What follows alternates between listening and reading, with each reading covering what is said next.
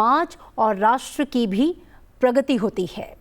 देश भर में 1 लाख से अधिक हेल्थ कैंप्स के माध्यम से एनीमिया, डायबिटीज, हाइपरटेंशन, कैंसर जैसी गंभीर बीमारियों की स्क्रीनिंग की जा रही है। साथ ही पोषण, टीकाकरण और मातृ शिशु देखभाल को मजबूत बनाकर यह अभियान महिलाओं और बच्चों की सेहत को नई दिशा देगा। ये पहल न केवल स्वास्थ्य सुधार की दिशा में एक बड़ा और महत्वपूर्ण कदम है, बल्कि विकसित भारत 2047 के उस सपने को साकार करने की ओर अग्रसर है, जहां नारी नेतृत्व में समाज और राष्ट्र की प्रगति सुनिश्चित होगी। तो आज हम चर्चा करेंगे यह अभियान क्यों आवश्यक है, कैसे ये महिलाओं के स्वास्थ्य संकेतकों को बदल सकता है और किस तरह से यह हर भारतीय परिवार को सशक्त और खुशहाल बना सकता है।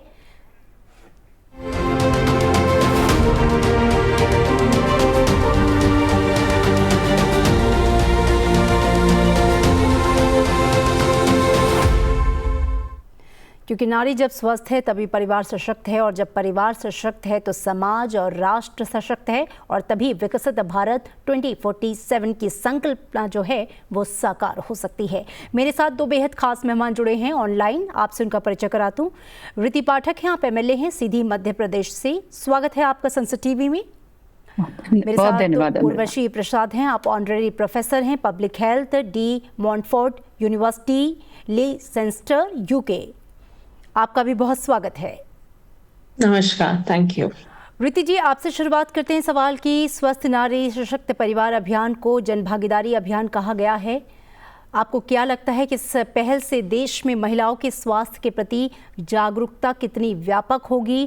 क्योंकि हम जानते हैं कि महिला का जो स्वास्थ्य है वो उसके परिवार के लिए कितना महत्वपूर्ण है, और इस तरीके से परिवार, समाज और राष्ट्र के लिए किस तरीके से महत्वपूर्ण हो जाता है। इस अभियान की व्यापकता को आप किस रूप में देखती हैं? निश्चित रूप से ये बहुत बड़ा अभियान है अमृता, और आज संसद टीवी को मैं बहुत धन्यवाद करना चाहती हूँ, और आपको भी बहुत धन्यवाद करना चाहती हूँ कि आपने मुझे इस विषय से जोड़ा है। और आज बहुत महत्वपूर्ण दिन है। हमारे देश के नेतृत्व बहुत ही प्रभावशाली व्यक्तित्व, जिन्होंने सिर्फ देश में नहीं बहुत विश्व में व्यापक रूप से अपनी छवि को बहुत सकारात्मक दृष्टिकोण में स्थापित किया है, ऐसे आदरणीय नरेंद्र भाई मोदी जी का आज जन्मदिन है। हम सभी बहनों की तरफ से और निश्चित रूप से देशवासी में जन जन तो उनको बधाई दे ही रहे हैं, पर हम सभी बहनों की तरफ से उनको बहुत सारी बधाई, जन्मदिन के बहुत सारी शुभकामनाएं। आज जिस विषय को आपने हम सबके समक्ष रखा है उसके लिए मैं बहुत धन्यवाद देना चाहती हूँ, और प्रधानमंत्री नरेंद्र भाई मोदी जी का भी धन्यवाद देना चाहती हूँ। ये एक ऐसा विषय कि स्वस्थ नारी को स्वस्थ जब होगी तो तभी सशक्त परिवार बनेगा, और जब सशक्त परिवार बनेगा तो स्वाभाविक है कि सशक्त देश भी बनेगा। देश में नारी के सहभागिता आदरणीय प्रधानमंत्री जी ने शुरुआती दौर से ही स्थापित कर दी थी, सुनिश्चित कर दी थी। और मैं ऐसा मानती हूँ कि ये जो आज का विषय है कि स्वस्थ नारी होनी चाहिए, कैसे होने चाहिए, तो इसके शुरुआत आदरणीय प्रधानमंत्री जी ने 2014 में, जब भारतीय जनता पार्टी की सरकार बनी थी और प्रधानमंत्री नरेंद्र मोदी जी ने देश की बागडोर को संभाला था, तो उन्होंने कई योजनाओं को संचालित किया था। उस वक्त शुरुआत की थी, लेकिन एक प्रमुख योजना थी जिसे हम उज्ज्वला योजना के नाम से आज भी जानते हैं, और जिसका प्रभाव ये रहा कि आज गांव में, हर घर में, हर गरीब परिवार में आज गैस चूल्हा वहां पर पहुंच चुका है।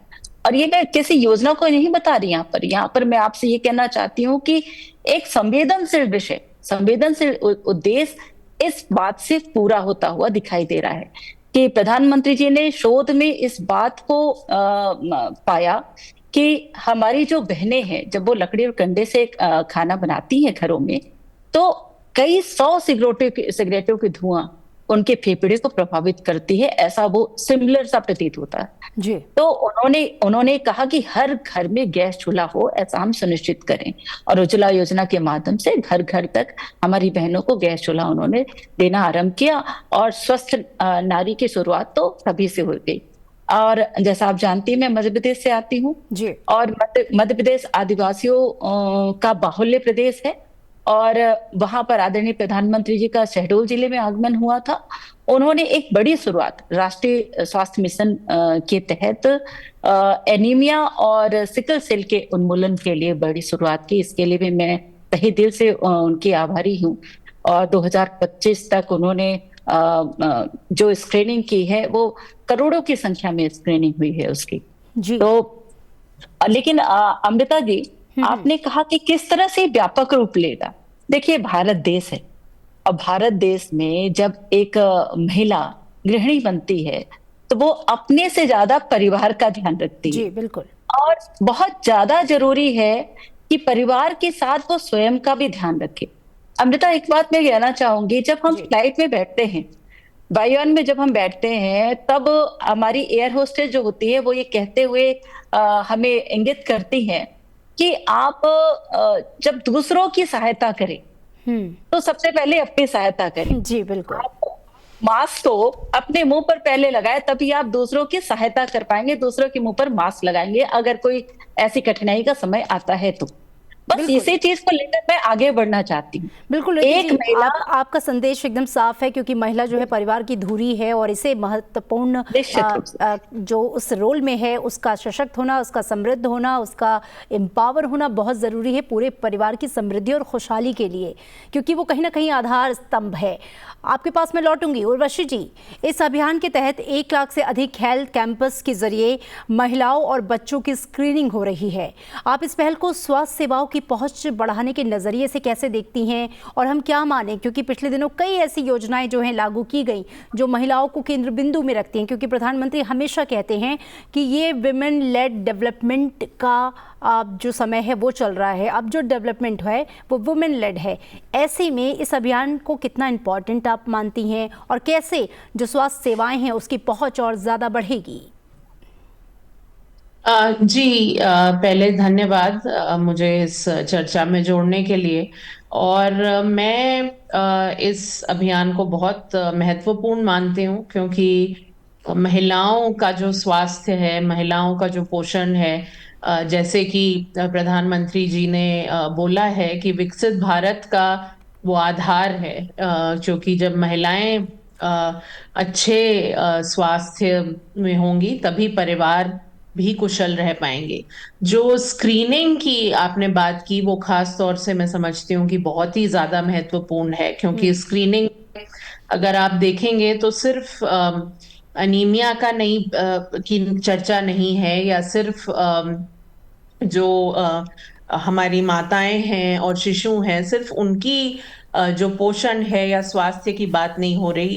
इस अभियान में डायबिटीज जैसी जो चीजें हैं, या हाई ब्लड प्रेशर है, या कैंसर है, जो कॉमन प्रकार के कैंसर हैं, ओरल कैंसर है, ब्रेस्ट है, सर्वाइकल है, उसकी बात की गई है। और मुझे यही उम्मीद है कि महिलाएं बहुत तादाद में आगे आएंगी अपनी स्क्रीनिंग कराने, क्योंकि जो ये बीमारियां हैं ये भी अब बढ़ रही हैं देश में।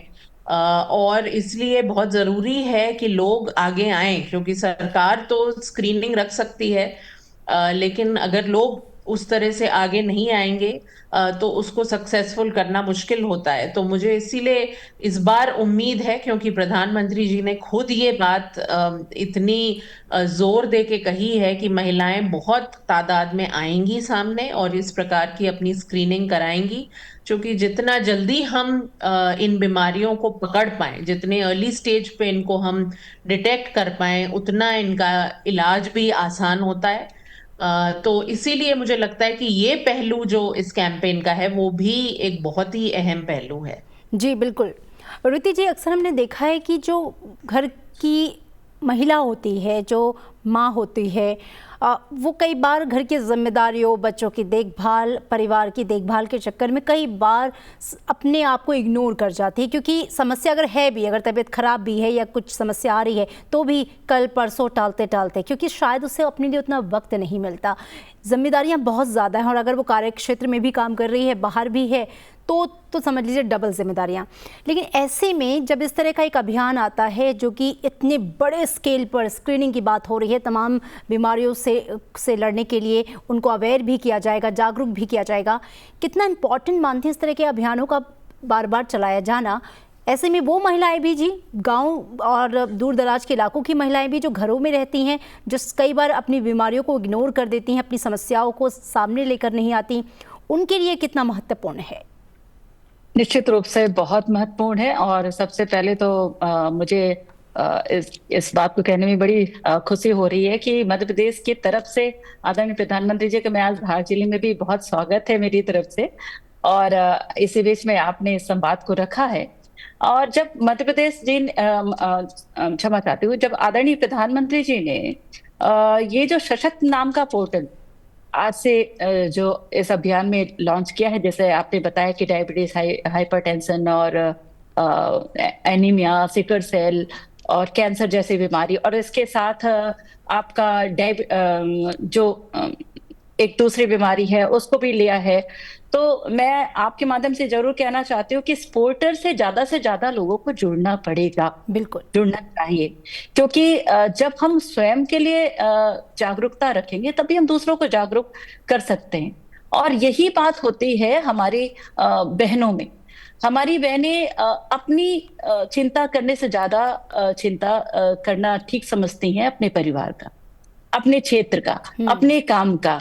तो मैं ऐसा मानती हूँ कि सबसे पहले तो खुद की चिंता करनी पड़ेगी। और जैसे सामान्य घरों में मैंने ऐसा भी देखा है कि जब कोई गृहिणी घर चलाती है तो वो ये सोचती है कि ज्यादा से ज्यादा अच्छा, महंगा से महंगा एक पोषण आहार हम अपने परिवार वालों को खिलाएं। लेकिन इस बात की भी समझदारी होनी अत्यंत आवश्यकता है, जागरूकता होना अत्यंत आवश्यकता है। सिर्फ यदि हम काजू और मूंगफली की बात करें, मैं एक छोटा सा उदाहरण लेना चाहती हूँ, तो जरूरी नहीं है कि काजू में अगर ज्यादा पैसे लग रहे हैं तो उसमें आपको पोषण तत्व तो ज्यादा मिलेंगे, उसमें आपको न्यूट्रिशंस ज्यादा मिलेंगे। काजू से कहीं ज्यादा न्यूट्रिशंस उर्वशी जी यहाँ पर बैठी हैं, वो जरूर इस बात को समझेंगी कि मूंगफली में है। तो इस बात को जागरूकता के साथ भी अपनी चिंता करके परिवार की चिंता करना बहुत ज्यादा जरूरी है। मैं आपके माध्यम से अपनी बहनों को जरूर ये कहना चाहती हूँ। और मुझे अच्छा लग रहा है इस विषय पर चर्चा करते हुए कि आज इतने संवेदनशील विषय पर आदरणीय प्रधानमंत्री जी ने इस अभियान को क्रांतिकारी अभियान बना दिया है कि जब नारी स्वस्थ रहेगी तो उसका परिवार स्वस्थ रहेगा, और जब परिवार स्वस्थ रहेगा तो निश्चित रूप से हमारा ये जो देश है, जहां पर आधी आबादी की भागीदारी सुनिश्चित है, तो ये देश भी सशक्त होगा। बिल्कुल उर्वशी जी, ये बात एकदम सही है कि ये अवेयरनेस तो होनी ही चाहिए हर महिलाओं में, क्योंकि हम जो शहरी क्षेत्रों में हैं, जो बाहर काम कर रही हैं, बहुत ज़्यादा पढ़ी लिखी हैं, लेकिन जो गाँव में भी रहती हैं, जो दूर दराज के इलाकों में हैं, जो आदिवासी इलाकों से भी महिलाएं हैं, जो छोटे मोटे काम भी करती हैं, उनको अपनी आहार और उससे जुड़ी हुई व्यवस्था का भी पता होना चाहिए, यानी कि अवेयरनेस भी होना चाहिए। जो सशक्त पोर्टल है ये भी एक बहुत बड़ा काम करेगा, जो रियल टाइम मॉनिटरिंग इसके ज़रिए की जाएगी। मैं आपसे समझना चाहूँगी कि इस डिजिटल पारदर्शिता को आप किस तरह से देश भर के जो दूसरे स्वास्थ्य अभियान हैं उसके लिए एक मॉडल मानती हैं, क्योंकि किसी भी चीज़ की मॉनिटरिंग बहुत इम्पॉर्टेंट है इतने बड़े देश में, जहाँ पर एक अभियान बहुत बड़े मास लेवल पर चल रहा है, उसकी सफलता के लिए। जी, तो डिजिटल का तो की बहुत अहमियत है, और हमने सरकार के पिछले सालों में बहुत से ऐसे जो प्रोग्राम आए हैं उनमें एक डिजिटल फाउंडेशन, एक डिजिटल आधार जरूर रहा है। क्योंकि हमारे देश में देखिए आबादी इतनी है, डेटा इतना ज्यादा है, और डेटा ही सबसे पावरफुल चीज होती है। अगर हम इस डेटा को अच्छे से कलेक्ट कर पाएं, उसको रेगुलरली, जैसा आपने कहा, मॉनिटर कर पाएं, उसकी एनालिसिस, आजकल आर्टिफिशियल इंटेलिजेंस आ गया है हमारे पास, तो अगर हमारे पास इतनी आबादी का डेटा होगा, चाहे स्वास्थ्य में हो, चाहे वो न्यूट्रिशन के जो इंडिकेटर्स हैं पोषण के उसमें हो, तो हम उसका एनालिसिस भी एआई से उतना बेहतर करके और बेहतर इंसाइट्स उससे निकाल सकते हैं। तो मुझे लगता है ये बहुत ही एक अहम हिस्सा है ऐसे किसी भी प्रोग्राम का, और इस अभियान से भी बहुत कुछ सीखने को मिलेगा बाकी ऐसे प्रोग्राम्स के लिए।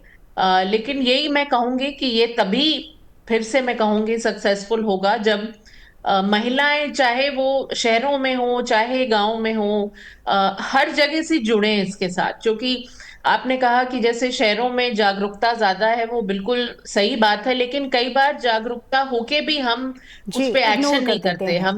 हम काम में बिजी रहते हैं, हम और चीजों में बिजी रहते हैं, हम जाते नहीं अपनी स्क्रीनिंग कराने, अपने आप को चेकअप कराने। तो बहुत जरूरी है कि जागरूकता लाएं और फिर उस पे हम एक्शन करें। और कभी कभी हम शर्म की वजह से भी नहीं जाते। मैंने देखा है कैंसर की स्क्रीनिंग में महिलाएं कभी कभी हेजिटेट करती हैं कि भाई ठीक नहीं लगेगा अगर हम जाएंगे। तो मुझे लगता है ये बड़ा एड्रेस होगा, क्योंकि प्रधानमंत्री जी ने खुद अब इन बातों की चर्चा की है।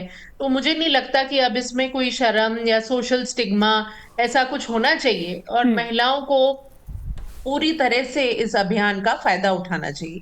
जी बिल्कुल। ऋति जी, मध्य प्रदेश ने हाल के ही जो वर्ष रहे हैं उसमें मातृ और शिशु स्वास्थ्य संकेतकों में सुधार किया है। आपको क्या लगता है कि स्वस्थ नारी सशक्त परिवार अभियान इस प्रगति को और गति देगा, खासकर ग्रामीण और आदिवासी क्षेत्रों में? निश्चित रूप से आपने तो एक बेहद संवेदनशील बिंदु पर चर्चा यहाँ पर आज रखी है। जो हमारे ये चर्चा भी हमारे इस अभियान को सहायता देगा। और हम जैसे अगर जागरूक लोग, चाहे मैं हूं, चाहे ऋषि जी हैं, चाहे आप हैं, चाहे अन्य जनप्रतिनिधि या सामाजिक सेवा में काम करने वाले जुड़े हुए जो संस्थाएं हैं, हम सबको इस विषय से उठकर जमीन पर जाना पड़ेगा। और बहुत सारे ऐसे विषय जिस पर एक नारी अपने आप को उपेक्षित रखती है, उसको उस बात पर गंभीरता से मनन करना पड़ेगा कि उसका स्वस्थ होना ही उसको सशक्त बनाएगा। और जब वो सशक्त रहेगी तभी वो आगे के उद्देश्य में अपनी सहभागिता प्रस्तुत कर सकेगी। इसलिए मैं ऐसा मानती हूँ कि प्रधानमंत्री नरेंद्र मोदी जी ने जो ये अभियान की शुरुआत की है, ये नारी को सशक्त बनाने के साथ स्वस्थ बनाने के एक जागरूकता का अभियान है। और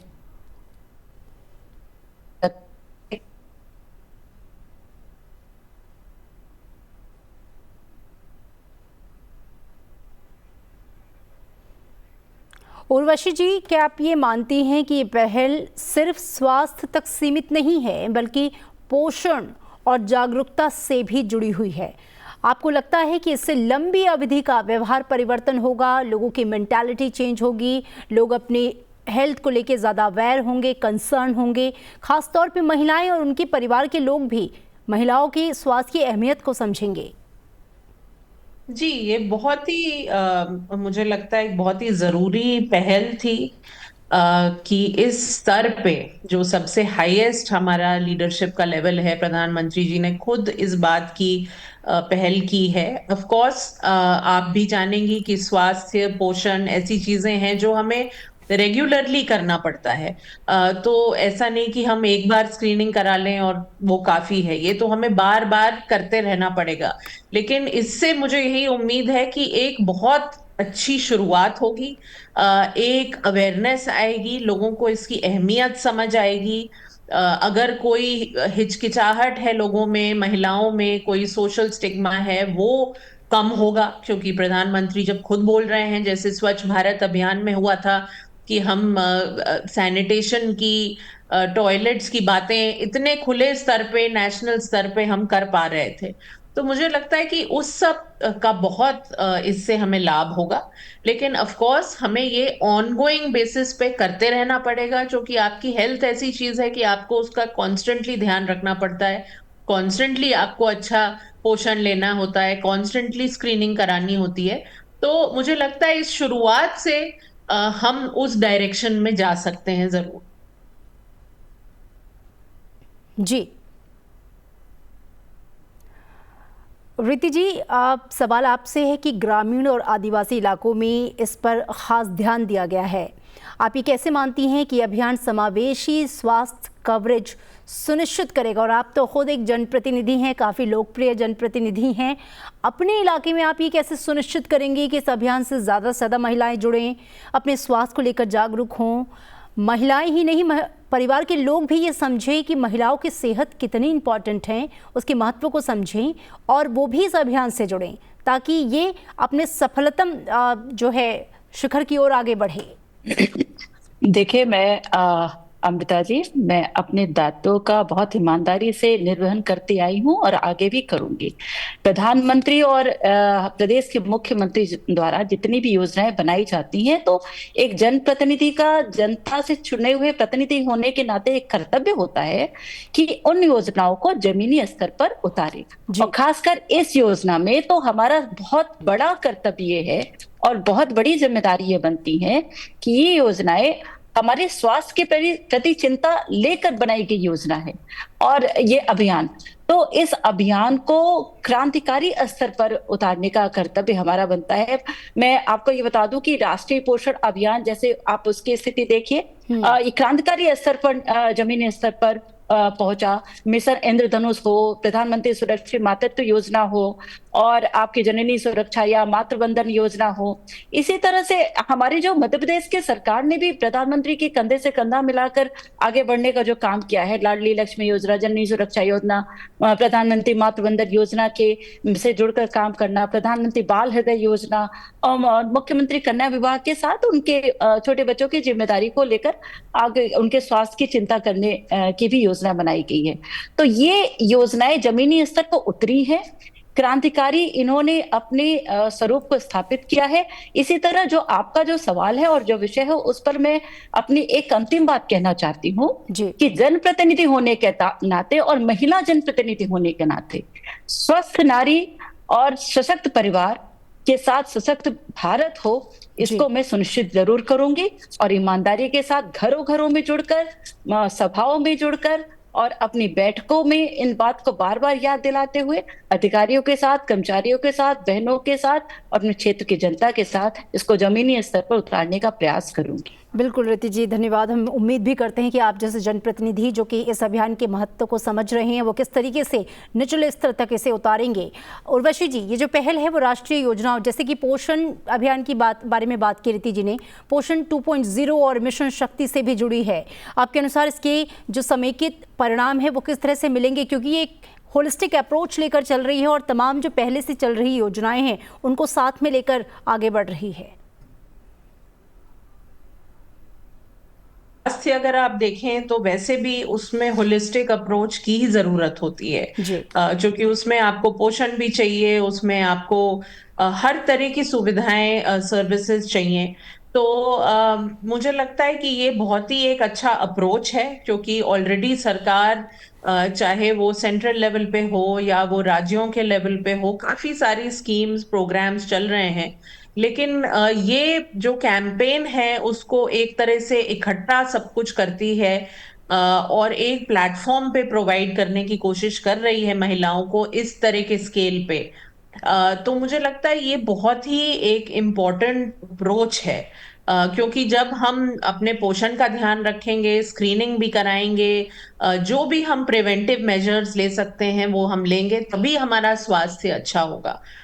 तो ये होलिस्टिक और एक मल्टी डिसिप्लिनरी अप्रोच है, जो मुझे लगता है कि बहुत ही महत्वपूर्ण है और हमें इसी को आगे लेके जाना चाहिए।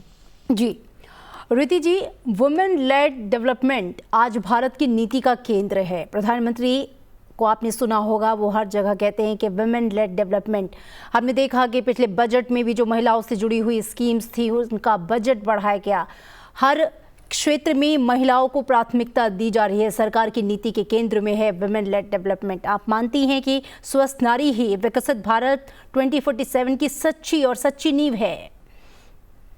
जी, निश्चित रूप से 2047 का विकसित भारत का जो ये चरण है ये शुरू हो चुका है। और ये और कोई नहीं कर सकता था। आदरणीय प्रधानमंत्री हमारे देश के नेतृत्व नरेंद्र भाई मोदी जी के माध्यम से ही ये संभव था। मैं तो बहुत धन्यवाद देती हूँ आदरणीय प्रधानमंत्री जी को। मैं उस वक्त की प्रत्यक्षदर्शी रही हूँ, साक्षी रही हूँ, जिस वक्त नारी शक्ति वंदन अधिनियम को आदरणीय प्रधानमंत्री जी ने सदन में इस बिल को किन कठिनाइयों के बाद लेकर आए थे। तो मैं इस बात को बहुत गर्व से कह रही हूँ कि जैसा आपने कहा कि हर एक क्षेत्र में महिलाओं का योगदान आज सुनिश्चित है। विकसित भारत के 2047 के विकसित भारत के अगर में हम योगदान की बात करते हैं तो महिलाओं की भागीदारी बहुत आवश्यक रूप से इसमें आगे ली जाएगी। आदरणीय प्रधानमंत्री जी ने ये सुनिश्चित किया है। इसलिए आज ये जो अभियान जो सुनिश्चित हुआ है, जो शुरुआत हुई है, ये अभियान ही 2047 के विकसित भारत के योगदान के लिए इस अभियान को आरंभ किया गया है कि बहनें, महिलाएं, माँ, बेटियां, बहन हमारे देश की जो आधी आबादी कहलाती है, ये सबसे पहले अपने स्वास्थ्य का ध्यान रखे, अपने स्वास्थ्य के प्रति जागरूक हो, अपने स्वास्थ्य के प्रति चिंतित हो, उसके बाद परिवार के लिए भी ध्यान रखे। क्योंकि ये भारत देश में जब गृहिणी जब खाना बनाती है तो सबसे पहले परिवार के लोगों का पेट भर कर, कुछ बचता है तो नहीं बचता है तो वो अपनी चिंता किए बिना सबसे पहले परिवार का ध्यान रखते हैं। लेकिन बहुत जरूरी है कि वो परिवार के साथ अपना भी ध्यान रखते हुए परिवार को सशक्त बनाए और देश को सशक्त बनाने के लिए 2047 के भारत को सशक्त बनाने के लिए तैयार होकर आगे बढ़े। बिल्कुल, एक महिला एक परिवार का निर्माण करती है और इस तरीके से अगर देश भर की महिलाएं स्वस्थ होंगी, सशक्त होंगी, एम्पावर होंगी तो यकीन मानिए कि पूरा देश समृद्ध और सशक्त होगा। और जो हमारा सपना है 2047 तक विकसित भारत बनने का, उसे हम बहुत आसानी से पूरा कर पाएंगे। प्रधानमंत्री ने हमेशा कहा है कि महिलाओं की बहुत बड़ी भूमिका है इस विजन को अचीव करने के लिए। उर्वशी जी, आपका क्लोजिंग कॉमेंट। क्लोजिंग में यही कहूंगी मैं कि मैं बहुत खुश हूं कि इस बात की चर्चा प्रधानमंत्री जी ने की है और अपने जन्मदिन के शुभ अवसर पर, और ये पोषण माह भी है, तो एक तरह से मुझे लगता है कि ये बहुत ही इम्पोर्टेंट माइलस्टोन रहेगा और हमें विकसित भारत की तरफ और अच्छे तरीके से और एक्सेलरेटेड पेस पे आगे लेके जाएगा। जी, आप दोनों खास मेहमानों का बहुत बहुत शुक्रिया इस सार्थक चर्चा में जुड़ने के लिए। और मैं उम्मीद करूंगी कि महिला होने के नाते इस अभियान से आप भी जुड़ चुकी हैं और इसको बहुत तेज़ी से, गति से आगे बढ़ाएंगी, हर महिला को इससे जोड़ेंगी ताकि वो समझें कि उनका जो स्वास्थ्य है वो कितनी बड़ी थाती है, कितना इम्पॉर्टेंट है उनके परिवार के लिए और इसी तरीके से पूरे देश के लिए और देश के विकास के लिए। हमारे इस कार्यक्रम को आप संसद टीवी के जो तमाम यूट्यूब चैनल्स हैं उस पर भी देख सकते हैं। फिलहाल इस एपिसोड में इतना ही, दीजिए इजाज़त, नमस्कार।